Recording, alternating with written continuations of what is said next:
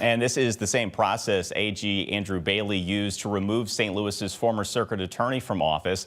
Tonight, First Alert 4 investigator David Amilati has been reporting on controversies involving the sheriff now for months. He's live downtown with details on the effort to oust him.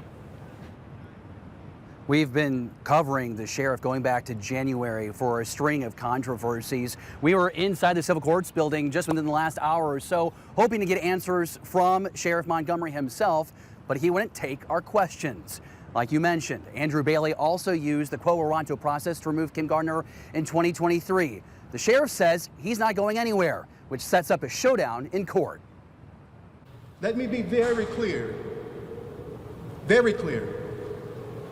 that I will not resign. That's St. Louis City Sheriff Alfred Montgomery responding to Attorney General Andrew Bailey's demand for the sheriff to resign by noon Wednesday. I welcome any lawful investigation or inquiry rooted in truth, but I will not stand by while this office is attacked in the press with false claims and reckless accusations. Sheriff Montgomery reading from a written statement and then walking out of the room, refusing to answer any questions from journalists. Then the sheriff's attorney, former Judge David Mason, taking the podium, offering to answer any question. I think that it would be unfair to expect the sheriff to understand the legal ins and outs of these issues. And I've litigated them considerably. That has a lot to do with why I'm here. In a statement to First Alert 4, AG Bailey says Sheriff Alfred Montgomery's job is to secure the courthouse, protect detainees, and uphold public trust, not abuse taxpayer resources. This level of misconduct and instability demands immediate accountability. First Alert 4 Investigates told you about the sheriff authorizing a deputy to handcuff an acting jail commissioner earlier this year. St. Louis police are working with the FBI to investigate that. A former deputy says the sheriff harassed him, accusing Montgomery of showing up at his new job and taking his firearm. While a judge dismissed the harassment claim, SLMPD has also joined the FBI to investigate the gun incident.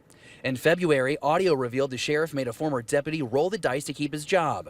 More recently, the sheriff was called before aldermen for a letter saying he planned to stop the transport of inmates for medical care, citing not enough money and being understaffed. The sheriff backed down. But First Alert 4 Investigates has reported on Sheriff Montgomery buying tens of thousands of dollars in badges, uniforms, an SUV, and golf carts, all while his department operates with roughly a $630,000 deficit. What you're saying is we need this money, trust us, and the problem is that it is very hard to trust you. Right now, I have lost my confidence in the sheriff. That's what Mayor Kara Spencer told First Alert 4 Investigates on June 9th. She was unavailable for comment Tuesday, but her office says this sentiment still stands. AG Bailey is ordering the St. Louis sheriff to resign on the grounds of financial mismanagement, workplace misconduct and abuse of authority, and failure to perform his duties. If the sheriff does not comply, AG Bailey says he will begin to remove the sheriff. That legal proceeding is called quo warranto, a process that uses the courts to remove officials from office. I think it's a political win for the AG. It's another attack on an elected official like he did with Kim Gardner. That's Alderman Rasheen Aldridge, who has called the sheriff in about questionable expenses. Has he probably spent money when he didn't need to? When he has a red budget? Yes. Has he spent money on himself? No, it's been on the department, and his responsibilities, I think, is a legislative thing that we're trying to figure out right now. Aldridge tells me this is another example of Jefferson City micromanaging St. Louis, less than a day after Governor Mike Kehoe appointed his Board of Commissioners to oversee St. Louis police. First Alert 4 asked Aldridge, does the city need to reevaluate the sheriff's office? Is the sheriff's office necessary? I mean, I think that's a state answer. Is the city antiquated? Yes. Do we have this weird system of city and county offices? Absolutely. If this is one of the things that we need to talk about, I know this board is saying 10 toes ready to make any necessary changes. As for Sheriff Montgomery, he says this sheriff is here to stay. I know that progress makes some people uncomfortable, and I understand that. That comes with the leadership. But let's be very clear. I have not been found guilty of any wrongdoing, and I will not.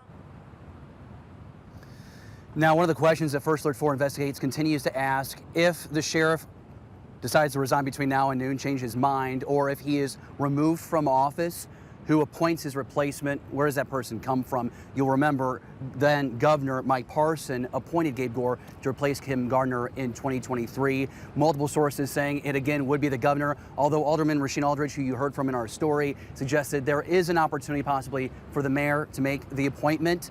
We'll get clarification tomorrow. AG Bailey will be in St. Louis. We'll be asking him for clarification.